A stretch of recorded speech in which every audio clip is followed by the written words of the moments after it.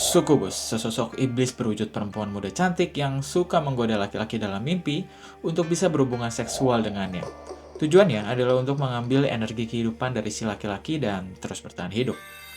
Laki-laki yang sudah melakukan hubungan seksual dengan sukubus dikatakan akan mengalami kelelahan dan kemudian meninggal. Terlepas nih dari benar atau enggaknya, ada yang mengatakan kalau istri pertama dari Adam itu tuh bukan Hawa, melainkan Lilith yang mana merupakan sukubus. Dan ternyata di Jepang pun ada loh versi sukubusnya sendiri yang bukan hanya sekedar menggoda ataupun bersetubuh dengan si laki-laki, tapi juga suka untuk menghancurkan hidup dari si laki-laki tersebut. Yakumonogatari Kairankai Daiju Yonwa Katari Hajimeu.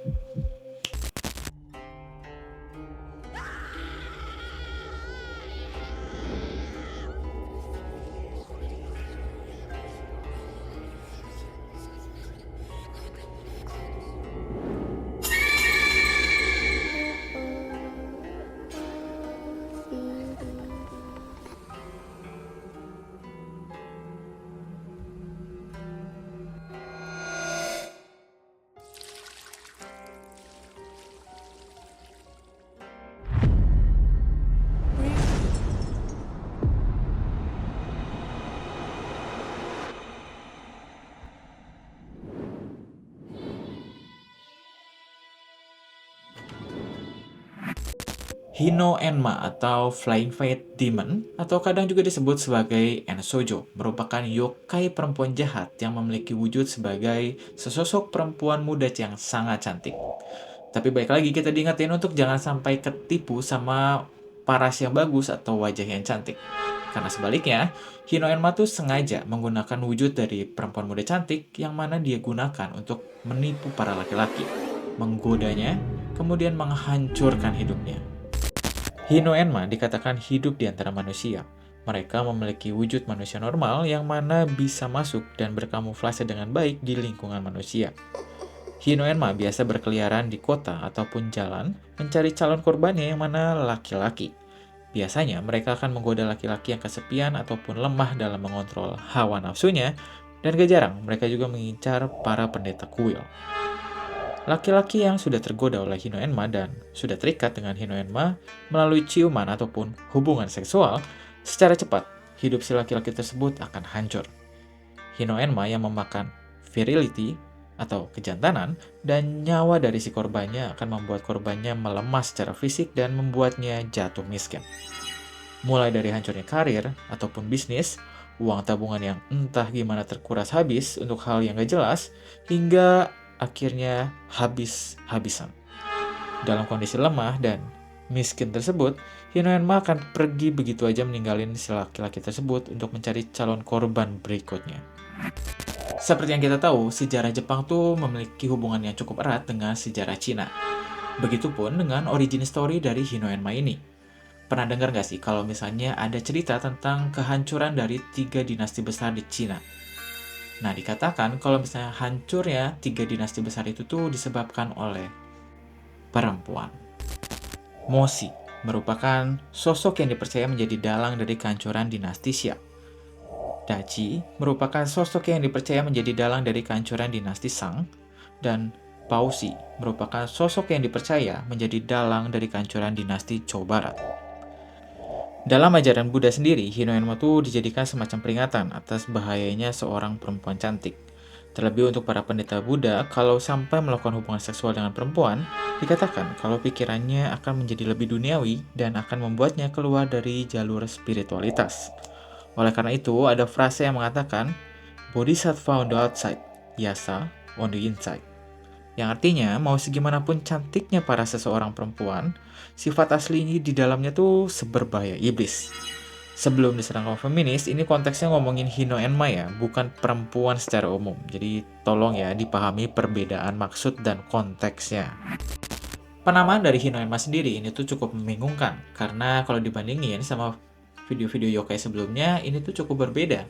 Kalau di video yokai sebelumnya, ini tuh kan biasanya nih, dari nama yang diartikan secara harafiah, udah bisa menjelaskan seperti apa sih si sosok yokainya. Sedangkan Hino Enma, Flying Fate Demon. Rasanya cukup susah ya cari relevansinya. Tapi ternyata, Fate dari Flying Fate Demon itu tuh mengacu pada ajaran Buddha yang disebut Nidana, yang mana menjelaskan mengenai konsep dari sebab akibat dan siklus kematian kehidupan pada dunia kita ini. Sedangkan Fate Demon itu tuh dimaknainya sebagai progresi spiritual, yang mana maksudnya adalah eksistensi dari si Hinoenma ini itu tuh sebetulnya secara sengaja dikirimkan oleh Mara, sang Raja Iblis. Mara secara sengaja mengirimkan Hinoenma di dunia kita ini untuk bisa mencobai para penganut ajaran Buddha. Kalau misalnya ditanya, apa sih perbedaan antara Sukubus dan Hinoenma, rasanya udah cukup terjawab dengan jelas lah ya dari penjelasan tadi. Kalau Sukubus tuh eksistensinya di bumi kita ini tuh ya memang hadir di dunia ini untuk menggoda para laki-laki dan berkembang biak. Mungkin rasanya belum banyak yang tahu ya, kalau ternyata Sukubus tuh memang bisa berkembang biak dengan cara berhubungan seksual dengan kita, manusia laki-laki. Sukubus yang versi laki-laki juga ada, dan namanya adalah Incubus. Nah, Sukubus ataupun Incubus yang berhubungan seksual dengan manusia dan sampai punya anak, anaknya tersebut disebut Kambion. Jadi udah clear dan jelas kalau misalnya memang Sukubus tuh ya lahir dan eksis di bumi kita ini ya untuk mencari celah dari hawa nafsu para manusia dan ya dimanfaatkan untuk kepentingan dirinya sendiri. Berbeda dengan Hinoenma yang mana merupakan semacam agen atau ya kiriman dari Mara, sang Raja Iblis yang memang diposisikan di bumi untuk memiliki tugas ataupun peran sebagai penggoda dari para penganut ajaran agama Buddha. Jadi ya bukan sekedar ada dan melakukan ABC-nya itu untuk kepentingannya sendiri, tapi ya memang itu tuh tugas dan perannya eksis ada di dunia kita ini. So itu dia all about Hinoenma. Pembahasan tentang Sukubus sengaja gue nggak terlalu banyak karena ya balik lagi memang ini kan channelnya tentang bahas yokai ya, jadi biarlah si pembahasan Sukubus itu dikasih ke yang channel lain ya.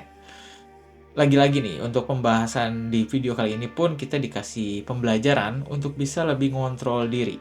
Jangan mudah tertipu dan jangan mudah termakan sama paras cantik dari manusia. Karena ya tidak menjamin kan, siapa yang tahu kalau ternyata dalamnya tuh sejahat iblis. Untuk nextnya, barangkali ada yang punya requestan atau mungkin dari video kali ini ada yang mau ditambahin ataupun dikoreksi, jangan sungkan-sungkan, tulis aja di kolom komen biar kita bisa sharing-sharing dan jadi belajar bareng. Sebelum diakhiri, tahu lah ya template YouTuber, tahu kan ya harus apa? Tolong bantu likes-nya, komen, dan juga tolong di-subscribe. Karena ya, semoga harapannya channel ini bisa kita kembangin bareng-bareng dan jadi lebih besar lagi dan lebih besar lagi. So, thank you guys for watching. Hope you guys like the video and see you on the next yokai story. Tambahan dikit nih, kalau misalnya Hinoenma tuh dikatakan pemakna namanya ada juga yang mengartikannya sebagai api dari Enma. Enma, betul, Enma Dayo, sang penguasa neraka. Yang belum nonton videonya, coba boleh deh nonton videonya ini di pembahasan beberapa minggu lalu ya, udah kita sempat bahas juga. Nah, pemaknaan dari api Enma ini tuh dikatakan sebagai api yang menunggu di dunia bawah untuk menyiksa para pendeta Buddha yang tergoda oleh perempuan. Hinoenma dikatakan memiliki hubungannya kuat dengan Hinouma atau kuda api. Seperti yang kita tahu ya, kalau misalnya di kalender Cina kan ada perhitungan Shio dan juga ada unsur elemennya. Dikatakan kalau di tahun kuda api, khususnya buat para bayi-bayi perempuan yang lahir di tahun kuda api itu tuh dikatakan menjadi tahun yang cukup buruk. Karena dipercaya kalau misalnya perempuan yang lahir di tahun kuda api itu tuh nantinya akan menghancurkan hidup suaminya. Seperti yang terjadi di legenda dan cerita yang udah ada, yaitu cerita Yoya Oshichi. Singkatnya, Yoya Oshichi ini tuh seorang perempuan yang lahir pada periode Edo di tahun 1666, yang mana adalah tahun kuda api. Suatu ketika ada kebakaran di Dai-Enji pada Tenna era. Di saat kebakaran tersebut, Oshichi melihat Ikuta Sonosuke dan jatuh cinta pada pandangan pertama. Entah apa yang ada di kepala si Oshichi ini, setahun kemudian dari kejadian tersebut, secara sadar dan secara sengaja, dia membakar Dai-Enji dengan harapan bisa ketemu lagi dengan Shinosuke. Ya, bakar satu kuil, rumah ibadah loh, demi ketemu satu cowok. Ya, nggak make sense lah ya. Dari kejadian itulah mulai rumor dan cerita miring terkait perempuan yang lahir di tahun kuda api itu memang agak lain lah ya bahasa halusnya. Nah, entah kebetulan atau enggak dari data kelahiran di tahun 1966, yang mana itu tuh tahun kuda api, angka kelahirannya tuh turun sebesar 25% dari tahun sebelumnya. Dan ditambah lagi, banyak juga pernikahan yang dibatalkan setelah mengetahui kalau pengantin wanitanya tuh lahir di tahun kuda api. Terlepas dari benar atau enggaknya, ya balik lagi ke diri kita masing-masing ya, gimana nyikapinnya. Ya, anyway, sekilas info aja, 60 tahun dari 1966 itu kan 2026 ya. 2 tahun lagi menjelang tahun kuda api.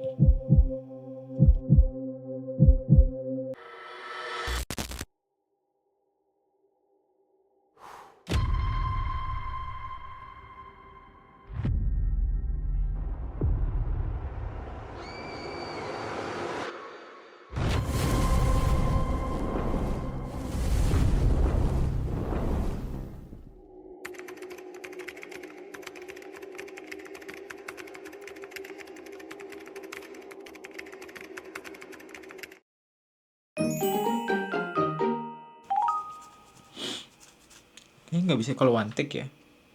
Rada susah ya kalau one take ya. Masa sih? One try kali ya, bukan one take. Kan gue selalu one take, bukan.